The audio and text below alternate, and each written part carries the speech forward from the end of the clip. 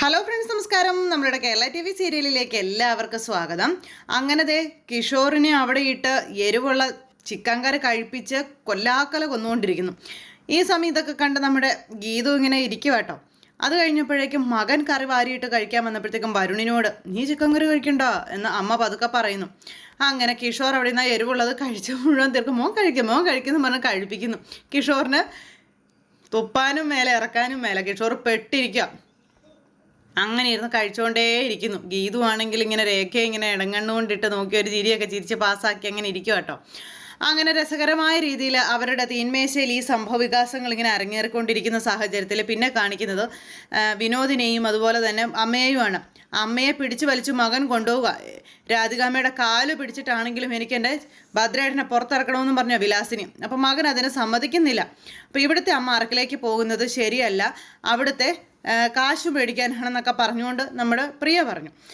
അത് ഞാൻ സമ്മതിക്കില്ല എന്ന് ഈ അമ്മയ്ക്കും അറിയാം, ഈ അമ്മയ്ക്ക് അത് അറിയാമെന്ന് ആ അമ്മയ്ക്കും അറിയാമെന്നും പറഞ്ഞു നമ്മുടെ പ്രിയ. നീ എന്തൊക്കെയാ ഈ പറയുന്നത്, എനിക്കൊന്നും മനസ്സിലാകുന്നില്ലെന്ന് വിനോദ്. ഈ അമ്മയുടെ കൂടെ കൂടി വിനോദിനും ഒന്നും മനസ്സിലാവാതായി. അതുകൊണ്ട് മിണ്ടാതിരുന്നാൽ മതി, കാര്യങ്ങളെ ഞാൻ തീരുമാനിക്കാമെന്ന് പ്രിയ പറഞ്ഞു. ജയിലിൽ കിടക്കുന്ന അച്ഛൻ്റെ കാര്യം ഓർക്കുമ്പോഴാണ് പ്രിയ എനിക്ക് ടെൻഷൻ എന്ന് പറഞ്ഞപ്പം എന്തിന് ലോക്കപ്പിൽ കിടക്കുന്ന അച്ഛന് പോലും ടെൻഷനില്ല പിന്നെന്താണെന്ന് പ്രിയ ചോദിച്ചു. എൻ്റെ ഭദ്രേട്ടൻ ചങ്ക് തകർന്ന പോലീസ് സ്റ്റേഷനിൽ നിൽക്കുന്നതെന്ന് പറഞ്ഞപ്പോൾ അതൊക്കെ അച്ഛൻ്റെ അടവല്ലേ. എൻ്റെ അമ്മയുടെ കയ്യിൽ നിന്നും നഷ്ടപരിഹാരം വാങ്ങിക്കാൻ ഈ അമ്മയോട് ചെല്ലാൻ പറഞ്ഞതും ആ അച്ഛൻ തന്നെ അല്ലേന്ന് ചോദിച്ചു. ഇതൊക്കെ കേട്ടപ്പോഴേക്കും വിനോദ് ഞെട്ടിപ്പോയി. അങ്ങനെ ഇവരുടെ മാസ്റ്റർ പ്ലാൻ മുഴുവൻ പ്രിയ അവിടെ നിന്ന് അങ്ങ് വിശദീകരിച്ചു. എനിക്കിതൊന്നും മനസ്സിലാവുന്നില്ല എന്ന് പറഞ്ഞപ്പോൾ പിന്നെ നിനക്ക് എന്താണെന്നാടാ മനസ്സിലായതെന്ന് അമ്മ ചോദിച്ചു. ഈ അമ്മ ആ അമ്മയെ കാണാൻ പോകണ്ട, അത്രേ ഉള്ളൂ, അത് ഉറപ്പിച്ചു എന്ന് വിനോദും പറഞ്ഞു. ഞാൻ കാണാൻ പോകും എന്ന് ഒച്ചയെടുത്ത് ഇങ്ങനെ പറയുമ്പോൾ ഈ അമ്മയെ കെട്ടിയിടേണ്ടി വരുമെന്ന് പറഞ്ഞു പ്രിയേ എന്ന് വിനോദ്. അയ്യോ അമ്മേ, ഞാൻ സോറി, ഞാനൊരു ഫ്ലോയിൽ അങ്ങ് പറഞ്ഞു പോയതാട്ടോ, അമ്മയെ കെട്ടിയിടുന്നതൊക്കെ മോശമായ രീതിയല്ലേ, സോറി അമ്മേ എന്ന് പ്രിയ പറഞ്ഞു. കണ്ടില്ലേ അമ്മേ, ഇതാണ് പ്രിയ, തെറ്റു പറ്റിയാൽ അപ്പോഴേ ക്ഷമ പറയും. അതാ ഇവളോട് എനിക്ക് അത്രയും ഇഷ്ടമെന്ന് വിനോദ്. എന്നാലും അമ്മയെ കെട്ടിയിടുമെന്നൊക്കെ ഞാൻ പറഞ്ഞു പോയല്ലോ അമ്മേ, എന്നോട് ക്ഷമിക്കണേ, നീ അറിയാതെ പറഞ്ഞാലേ മോളെ, സാരമില്ലെന്ന് നേരം അമ്മ. പിന്നെ ഈ അമ്മ ആ അമ്മയെ കാണാൻ പോയാൽ ഞാൻ എന്ത് ചെയ്യുമെന്ന് ചോദിച്ചു. പോവണ്ടെന്ന് വിനോദ് പറഞ്ഞു. എന്നാലേ നമുക്ക് ഈ അമ്മയെ മുറിയിൽ പൂട്ടിയിടാം, പിന്നെ ചാടി പോകത്തില്ലല്ലോ എന്ന് പ്രിയ. അങ്ങനെ വിലാസിനിയുടെ എല്ലാ കുതന്ത്രങ്ങളും പൊളിച്ചടിക്കുക അങ്ങനെ നിൽക്കുവാണേ. ഇതെല്ലാം കഴിഞ്ഞതിന് ശേഷം പിന്നെ നമ്മുടെ ഗീതു അവിടെ നിന്ന് രഹസ്യമായിട്ട് ഫോൺ വിളിക്കുക. എന്നിട്ട് ഇവിടെ നടന്ന കാര്യങ്ങളെല്ലാം വിജയലക്ഷ്മി മേഡത്തിനോട് പറയാം. എന്നിട്ട് ഓഫീസിലെ വർക്ക് പൂർത്തിയായെന്ന് ചോദിച്ചു. ജോലിയൊക്കെ തീർത്തിട്ടുണ്ട്, അത് ഓക്കെ ആണോ എന്ന് പറയണമെങ്കിൽ നാളെ സാന്ദ്ര ടെസ്റ്റ് ചെയ്യണമെന്നും പറഞ്ഞ് ഇങ്ങനെ ഫോൺ വിളിച്ചുകൊണ്ടിരിക്കുന്ന സമയത്ത് അങ്ങോട്ടേക്ക് അയ്യോ എന്നും പറഞ്ഞ് നടുവും തിരുമ്മിക്കൊണ്ട് രാധിക ഇറങ്ങി വന്ന് അയ്യോ എന്നൊക്കെ പറഞ്ഞ് ഇങ്ങനെ കാണിക്കാം. ആ സമയം അന്ന് ഞാൻ കാലുളുക്കി കിടപ്പിലായപ്പോൾ ആ മാറ്റിവെച്ച ആ ആദരിക്കൽ ചടങ്ങില്ലേ, അതിനി എന്നാ നടത്തുന്നത് എന്ന് ഗീതു ഈ പുള്ളിക്കാരി കേൾക്കാൻ വേണ്ടി പറയാം. അപ്പോൾ എന്നും പറഞ്ഞ് രാധിക കണ്ണും മിഴിച്ചു വന്ന് കേൾക്കുക കേട്ടോ. ആ സമയം എന്താ പെട്ടെന്ന് ടൂണും ടോപ്പിക്കൊക്കെ അങ്ങ് മാറിയതെന്ന് മേഡം ചോദിച്ചു. ഇത് പറ, എന്നിട്ട് ബാക്കി സംസാരിക്കാമെന്ന് ഗീതു. എന്നെ ആദരിക്കുന്ന ചടങ്ങ് എന്ന് നടത്തും എന്ന് ഗീതു ചോദിച്ചപ്പോൾ ഇത് കേട്ട് രാധിക ഇങ്ങനെ നിൽക്കും കേട്ടോ. അത് കുറച്ചുകൂടി വിപുലമായിട്ടങ്ങ് നടത്താനാണ് ഞാൻ തീരുമാനിച്ചിരിക്കുന്നത്, പക്ഷേ അത് എങ്ങനെ വേണം എന്നുള്ള ഒരു പ്ലാനിങ്ങിലാണെന്ന് മേഡം പറഞ്ഞു. പക്ഷെ എന്തായാലും അതൊരു ഞെട്ടിക്കുന്ന ഫംഗ്ഷൻ തന്നെയായിരിക്കും. ഓക്കെ അത് മതി, പരമാവധി വിപുലമാക്കിക്കോളാൻ പറഞ്ഞു. നല്ല രീതിയിൽ പബ്ലിസിറ്റിയൊക്കെ കൊടുക്കണമെന്നും പ്രശസ്ത കർണാട്ടിക് സംഗീതജ്ഞ വിജയലക്ഷ്മി സുബ്രഹ്മണ്യം, സിറ്റി അസോസിയേഷൻ്റെ പുതിയ പ്രസിഡന്റ് ഗീതാഞ്ജലി ഗോവിന്ദനെ പൊന്നാട അണിയിച്ച് ആദരിക്കുന്നു, അത് മതി കേട്ടോ എന്നൊക്കെ പറഞ്ഞു. പറഞ്ഞു നിൽക്കുക ചേച്ചി. അപ്പോൾ മേഡത്തിന് ചിരി വരുന്നുണ്ട്. മേഡം എൻ്റെ തോളിൽ ആ പൊന്നാട അണിയിക്കുന്ന സുവർണ മുഹൂർത്തത്തിനായി ഞാൻ കാത്തിരിക്കുകയാണെന്നൊക്കെ പറഞ്ഞ് തട്ടി വിടുക ഗീതുവേ എന്നും പറഞ്ഞ് മേഡത്തിൻ്റെ വകയൊരു തലയാട്ടും ചിരിയൊക്കെ. രാധിക അടുത്തുണ്ടല്ലേ. അപ്പം ഗീതു ഇവിടുന്ന് ഒരു മുളല്. എനിക്ക് തോന്നിയെന്ന് മേഡം രാധികയെ കേൾപ്പിക്കാൻ വേണ്ടിയിട്ടാണ് ഈ അഹങ്കാരം എന്ന്. അതൊക്കെ കേട്ടപ്പോൾ വിജയലക്ഷ്മി മേഡത്തിൻ്റെ കയ്യിൽ നിന്നും ഞാൻ പൊന്നാട സ്വീകരിക്കുന്നതിൽ അസൂയ മൂത്ത ചില ദുഷ്ടശക്തികൾ അത് മുടക്കാനുള്ള സാധ്യതയുണ്ട്. അതുകൊണ്ട് നമുക്ക് ഇത്തവണ ആ ദുഷ്ടശക്തികളെ അറിയിക്കാതെ വേണം നടത്താൻ. കാരണം കഴിഞ്ഞ പ്രാവശ്യം എനിക്ക് ആ ഒരു അവസരം നഷ്ടപ്പെടുത്തി കളഞ്ഞതും എന്നെ ഉരുട്ടിയിട്ടതും എന്നെ വീഴ്ത്തിയതും ഒക്കെ ആ ദുഷ്ടശക്തികൾ തന്നെയാണ്. അപ്പോഴേക്കും നമ്മുടെ രാധിക പതുക്കെ പതുക്കെ പുറകോട്ട് ഇങ്ങനെ മായുക. അപ്പോൾ എൻ്റെ കാലൊളിക്കാൻ മാത്രമേ അവർക്ക് കഴിഞ്ഞുള്ളൂ. പക്ഷേ അവരുടെ നടു ഇപ്പോഴും ഏണാകോണാന്നുള്ള അവസ്ഥയിലാണെന്നൊക്കെ പറയണു. ഗീതു ഇത് കേട്ടപ്പോൾ മേഡത്തിന് ചീനി വന്നിട്ട് പാടില്ല. രാധിക എന്നും പറഞ്ഞ് ഇങ്ങനെ നിൽക്കുക, ഇങ്ങനെ ഒരു ഇടിയൊക്കെ ഇടിച്ച്. ഇത്തവണ എനിക്ക് വിപുലമായ സ്വീകരണം തരുന്നത് അവർ TV ന്യൂസിലൂടെ ഒന്ന് കണ്ടാൽ മതി, എനിക്ക് അത്രേ ഉള്ളൂ.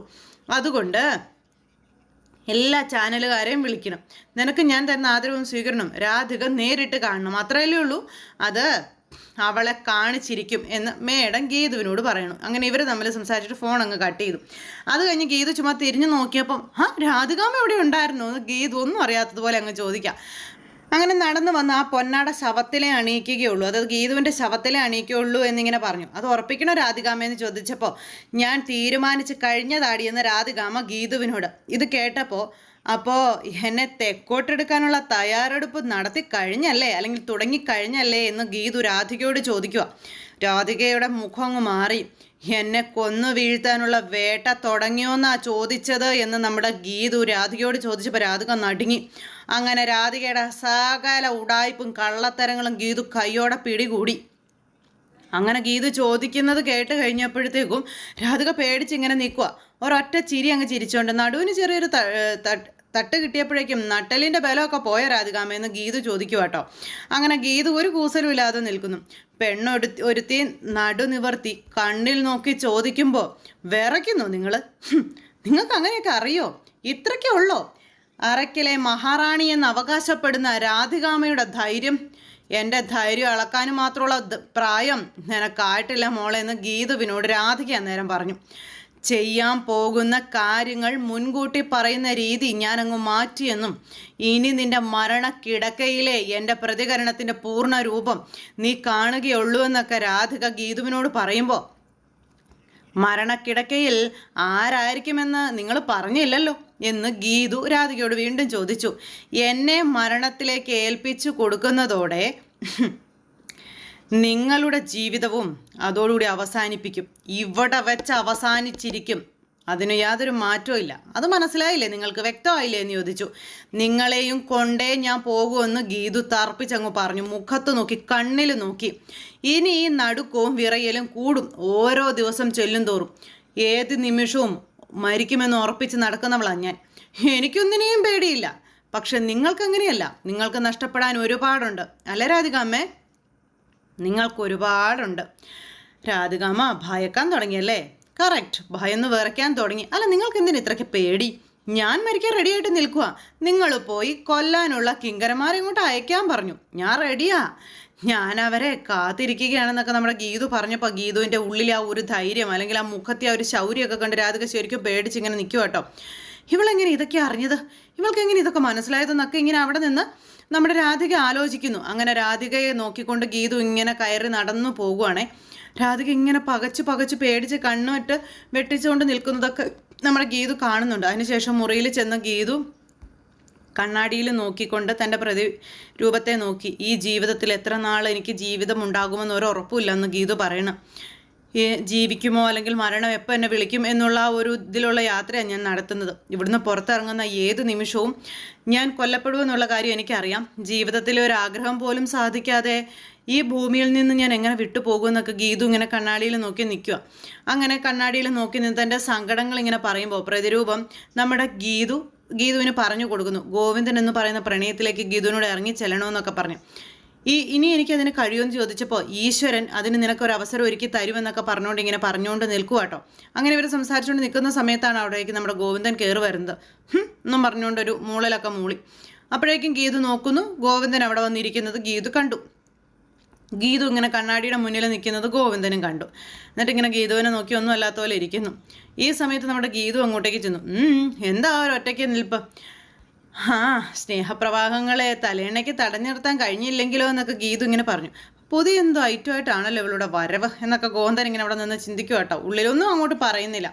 തലേണ മതിലില്ലെങ്കിൽ അതിക്രമിച്ച് കടന്നാലോ എന്നൊരു പേടിയുണ്ടല്ലേ എന്നൊക്കെ ചോദിച്ചപ്പം എനിക്ക് ഈ കാര്യത്തിൽ നല്ല ആത്മനിയന്ത്രണം ഉണ്ടെന്ന് ഗോവിന്ദൻ ഗീതുവിനോട് പറയുകയും ചെയ്തു.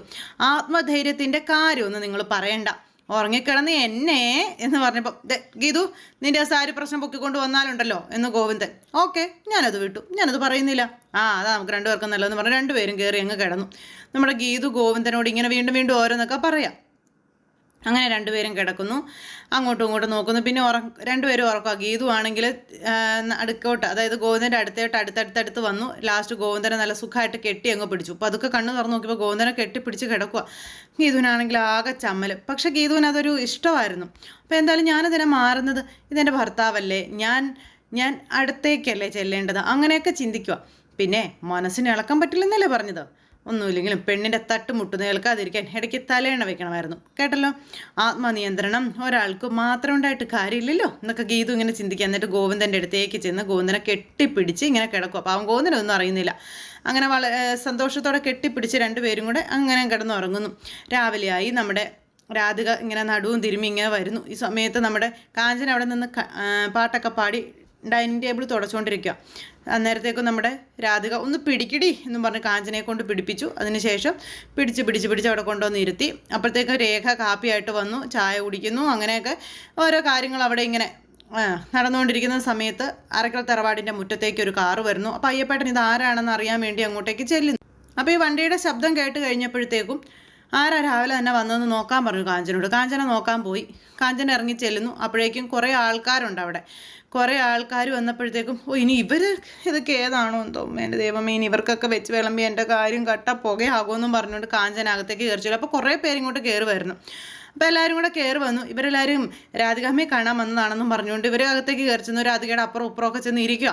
അപ്പോൾ അമ്മയ്ക്ക് ഡിസ്കിന് ചെറിയൊരു കംപ്ലയിൻറ്റ്, അത് എഴുന്നേക്കാൻ ബുദ്ധിമുട്ട് കേട്ടോ എന്ന് വന്നവരോട് രേഖ പറഞ്ഞപ്പോൾ രാധികാമ്മയോട് ഇരുന്നോളാൻ പറഞ്ഞു വന്ന ചേച്ചിമാർ. അപ്പോൾ എന്താ എല്ലാവരും കൂടി ഈ സമയത്ത് വന്നതെന്ന് ചോദിച്ചപ്പോൾ, കഴിഞ്ഞ ദിവസം ഗീതുമോൾക്കൊരു സ്വീകരണം വെച്ചിരുന്നില്ലേ, അന്നുണ്ടായ വീഴ്ചയിൽ കിടപ്പിലായ മോൾക്ക് അന്ന് കൊടുക്കാനിരുന്ന സ്വീകരണവും ആദരവും ഇന്ന് കൊടുക്കാൻ വന്നവരാ ഇവർ എന്നൊക്കെ പറഞ്ഞു. രാധികയ്ക്ക് ഭയങ്കര കലിപ്പായി. അപ്പം നിങ്ങളിരിക്കും, ഞാൻ ചായ എടുക്കാമെന്നും പറഞ്ഞുകൊണ്ട് നമ്മുടെ രേഖ ചായ എടുക്കാൻ പോയപ്പോൾ, അയ്യോ മോളെ ചായയൊക്കെ ചടങ്ങിന് ശേഷം എടുക്കാം, ഇന്ന് രാവിലെ 7:30 വേഗം പോയി ഗീതുമോളെ വിളിച്ചുകൊണ്ട് വരാൻ പറഞ്ഞു. ഇങ്ങനെ പറഞ്ഞപ്പോൾ അതിന് അവൾക്ക് എന്തിനാ ഇപ്പോൾ സ്വീകരണം കൊടുക്കുന്നത്, അവൾ അതിനെ ആ സ്ഥാനത്ത് നിന്ന് വിരമിച്ചതല്ലല്ലോ എന്ന് നമ്മുടെ രാധിക പറഞ്ഞു. അല്ല, രാധികാമ്മ വിരമിച്ചതാണ്, ഗീതു ആ ഒരു പോസ്റ്റിലേക്ക് വന്നതാണല്ലോ, അപ്പോൾ അതിൻ്റെ ഒരു ഇതായിട്ടാണെന്ന് പറഞ്ഞപ്പോൾ അതിന് ഞാൻ വിരമിച്ചതല്ലല്ലോ, വിരമിപ്പിച്ചതല്ലേന്ന് ചോദിച്ചു. എന്നാലും ആ പദവിയിൽ സ്വന്തം മരുമോള് തന്നെയല്ലേ ഇരിക്കുന്നത്, എന്താ കുഴപ്പം എന്നൊക്കെ ഇങ്ങനെ ചോദിക്കും അവർ. അപ്പം ഞാൻ പോയി എന്നാൽ അവരെ വിളിച്ചുകൊണ്ട് വരാമെന്നും പറഞ്ഞുകൊണ്ട് രേഖ പോയി ഗീതുവിനെ വിളിക്കാൻ തുടങ്ങുന്നു. അപ്പം ഇതൊക്കെ കണ്ടും കേട്ട് കലിപ്പ് കയറി രാധിക എങ്ങനെ ഇരിക്കുന്നിടത്ത് ഇന്നത്തെ കഥ അവസാനിച്ചു. എന്തായാലും ഒത്തിരി രസമുള്ള എപ്പിസോഡാണ്, എല്ലാവരും കാണണം, ആരും മിസ് ചെയ്ത് കളയരുത് കേട്ടോ. എല്ലാവർക്കും നല്ലൊരു ദിവസം ആശംസിക്കുന്നു. അടുത്ത സൂപ്പർ ഹിറ്റ് കഥയുമായി കാണുന്നത് വരെ എല്ലാവർക്കും നന്ദി.